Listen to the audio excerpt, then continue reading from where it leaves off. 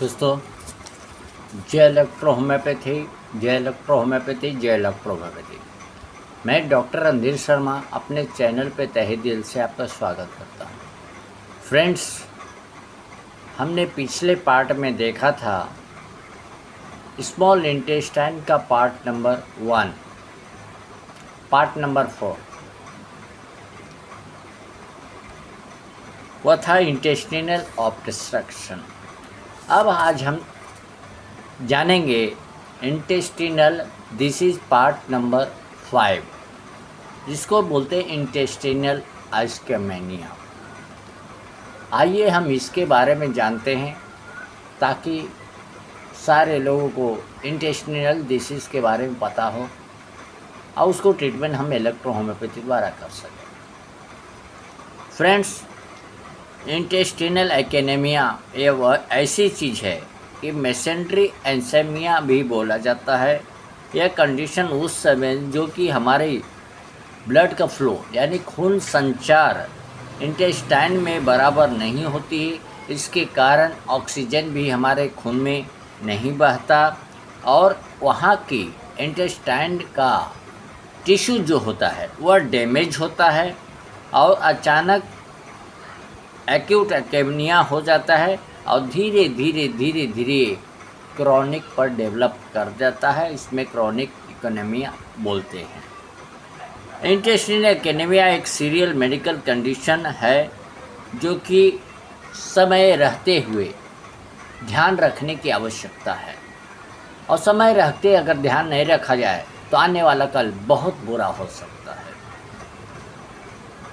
हमने बार बार बताया है कि हमें दोबारे गर्म चीज़ नहीं करनी है, नमक दोबारे चीज़ नहीं मिक्स करना है, खाना को गर्म नहीं करना। फिर कितने भी ट्रीटमेंट करेंगे तो जल्दी आराम नहीं होंगे। फ्रेंड्स, अब इसके लक्षण क्या है इसके बारे में जानते हैं। यह लक्षण है डिपेंड जिस तरह की बॉडी की कंडीशन रहती है उस हिसाब से। जैसे कि आपको अचानक पेट में दर्द हो सकता है, दर्द बढ़ सकता है, धीरे धीरे बढ़ सकती है, दर्द धीरे धीरे कम हो सकता है और धीरे धीरे पेट के ऊपर से धीरे धीरे छाती तक भी बढ़ सकती है।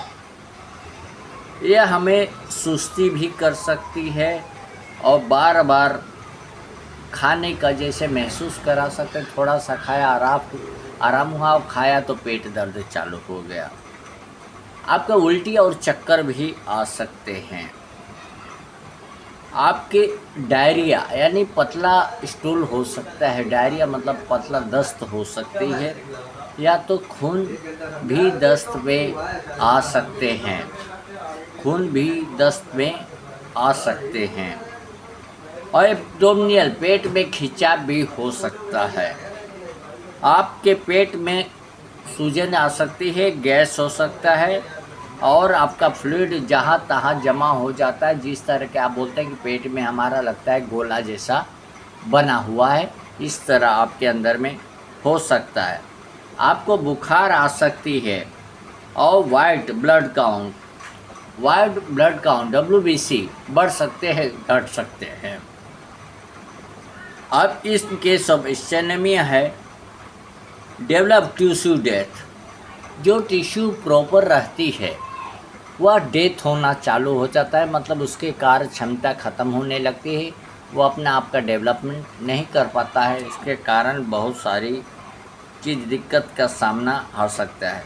शॉक लग सकता है, खून की खिंचाव कमी हो सकती है, खून का दौड़ान कम हो सकता है और इसके कारण हमारी लाइफ में बहुत सारी समस्या हो सकती है। अचानक यहाँ तकलीफ हो तो डेथ भी हो सकता है, क्योंकि कंडीशन है। इंटेस्टाइन अगर ख़राब हो गई तो इंटेस्टाइन एक ही रहती है, चाहे स्मॉल इंटेस्टाइन हो, लार्ज इंटेस्टाइन। अगर उसमें जख्म बन गए और जख्म भर के जिस तरह आप देखते होंगे पतरे में अगर छेद आ गई तो उसको हम कितने भी रेड ऑक्साइड डालेंगे और पेंटिंग करेंगे वह सही नहीं होगी।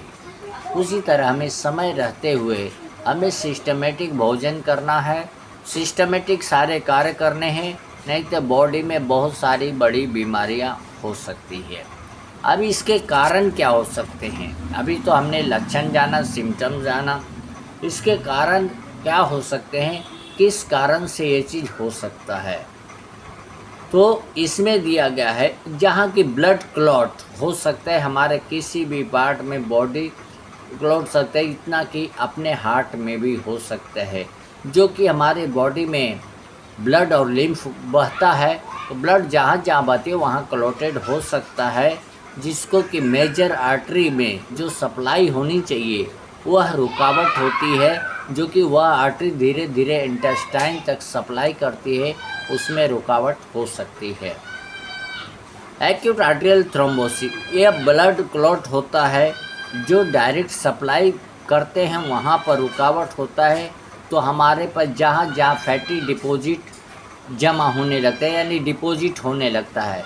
जिस तरह आज देखे हैं कि बहुत सारे का एब्डोमेन फूगा हुआ रहता है, बोलता है मेरा पेट कम नहीं होता है, तो पेट कम नहीं, उसके इंटेस्टाइन में, लीवर में और बहुत सारी इंटेस्टाइन में फैटी मटेरियल वहाँ पर जमा रहती है, जो कि गुब्बारे को खींच दिया जाए तो गुब्बारा अपने जगह पर नहीं आता है, उसी तरह के मटेरियल वहाँ जमा होती है। अब आने वाले समय में पेट की वजह से लोग एक्सपायर हो जाते हैं। आज तक हमने नहीं सुना है कि खाली पेट किसी की मृत्यु हुई हो, लेकिन यह ज़रूर सुना गया है पेट भर अपना गले तक जितना भोजन आता है इतना खाते हैं, उसकी जल्द से जल्द मृत्यु हुई है।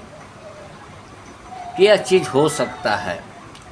तो नॉन एक्सक्लूसिव मेसेंट्रिक एसीमिया होता है, जो कि ब्लड का सर्कुलेशन बराबर नहीं होता है, जो कि ब्लॉकेज होता है, लो ब्लड प्रेशर भी हो सकता है और ब्लड वेसल का भी दिक्कत हो सकती है। क्रोनिक मेसेंट्री एसीमिया हो सकता है। ग्रेजुअल नैरोइंग आर्टरीज में, मतलब पतले पतले नशे में, आर्टरी में जहाँ पर एकदम बारीक है वहाँ पर भी सप्लाई नहीं होती है, उसके कारण भी दिक्कत आ सकते हैं। यह ज़्यादातर लक्षण गैस्ट्रोइंटेस्टिनल में जब तकलीफ़ होती है तो उसका मेडिकल हिस्ट्री दिया जाता है। यह एक चैलेंज बन जाता है कि एक किस तरह का डायग्नोस किया जाए, और डायग्नोस करने में काफ़ी तकलीफ़ का सामना डॉक्टर्स को करना पड़ता है। इसके लिए हमें मेडिकल हिस्ट्री लेनी पड़ती है, उसका ब्लड टेस्ट करना पड़ता है और सीटी स्कैन, एंजियोग्राम वगैरह करने पड़ सकते हैं, ताकि उससे यह डायग्नोसिस का पता चले कि हमारे इंटेस्टिनल एनीमिया है कि नहीं है।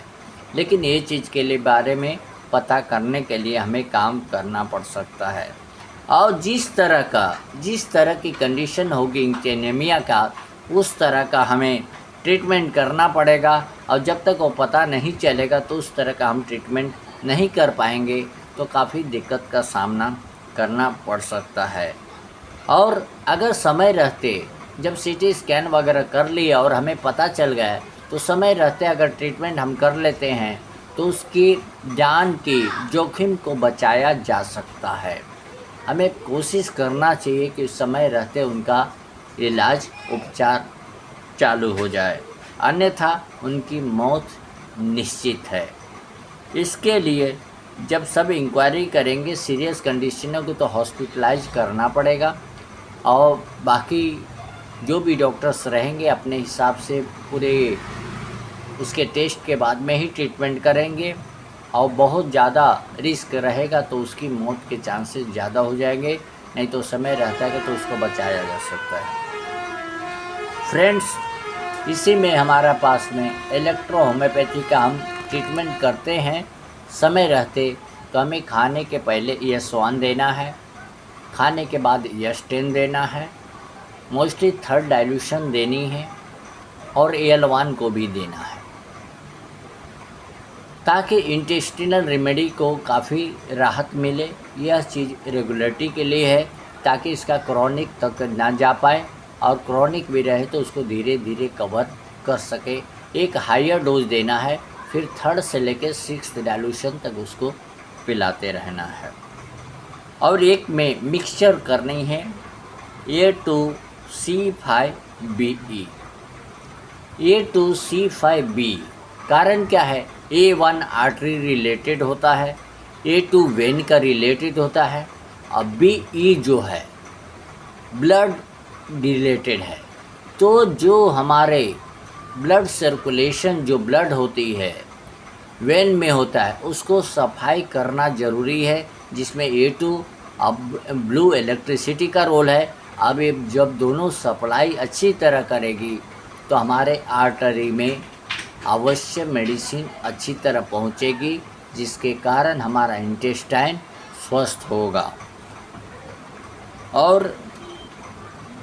और हमें अप्लाई के लिए पेट पर F2C5WE का वैसलीन में या ग्लिसरीन में या कोकोनट ऑयल में या तिल के तेल में, या तो अगर आंवला मिले, आंवला का तेल, दूधी का तेल, उसमें भी मिक्स करके आप पेट पे लगा सकते हैं। रोज़ वाटर में भी मिक्स कर सकते हैं। उसको लगा के पेट में कम से कम दिन में 2 से 3 बार ज़रूर लगाएंगे तो आने वाला भयानक समस्या दूर हो सकती है। और बाकायदे है कि आज भी हमें इंटेस्टाइन की बीमारी बहुत ज़्यादा आ रही है, टाइफाइड बहुत ज़्यादा आ रहा है, जो कि इंटेस्टाइन में जख्म बना देते हैं, वहाँ टाइफाइड हो रही है। तो हर आदमी को आज मेरी आवाज़ जहाँ तक पहुँच रही है तो इलेक्ट्रो होम्योपैथी का इस मेडिसिन का आज अगर आपको तकलीफ़ नहीं है तो भी अगर हल्का फुल्का पता चल रहा है कि हमारे पेट में गैस बन रही है या दुखन आ रही है, तो इस चीज़ का अप्लाई करें ताकि आने वाले भविष्य में आपका बीमारी से निजात पा सकें। और निजात पाएंगे तो आपको लाखों के खर्चे बच जाएंगे, नहीं तो लाखों भी पैसे जाएंगे और जीवन भी जाएंगे। तो ध्यान रखें कि इलेक्ट्रो होम्योपैथी का सेवन आज से ही शुरू करें। अगर आपको हल्के हल्के दर्द हो रही है, हल्का पेट में दर्द हो, तो किसी भी डॉक्टर से आप सलाह लेके कार्य कर सकते हैं, नहीं तो इलेक्ट्रो होम्योपैथी डॉक्टर से ज़रूर मिलें ताकि आपको मेडिसिन अर्क द्वारा आपके शरीर को मजबूत किया जाए, आपके लिम्फ और ब्लड को प्योर किया जाए, ताकि जो ब्लड शरीर में बह रही है, इंटेस्टाइन में हो रही है, उसको दुरुस्त किया जाए, ताकि आने वाला कल में इंटेस्टाइन का this is part number 5 intestinal ischemia नाम की बीमारी से आपको दूर रखा जाए। इतना कह के मैं आज का सेशन समाप्त करता हूँ। फिर मिलेंगे नए वीडियो के साथ में इंटेस्टिनल डिसीज़ पार्ट नंबर 6 के। तब तक के लिए जय हिंद, जय इलेक्ट्रो होम्योपैथी।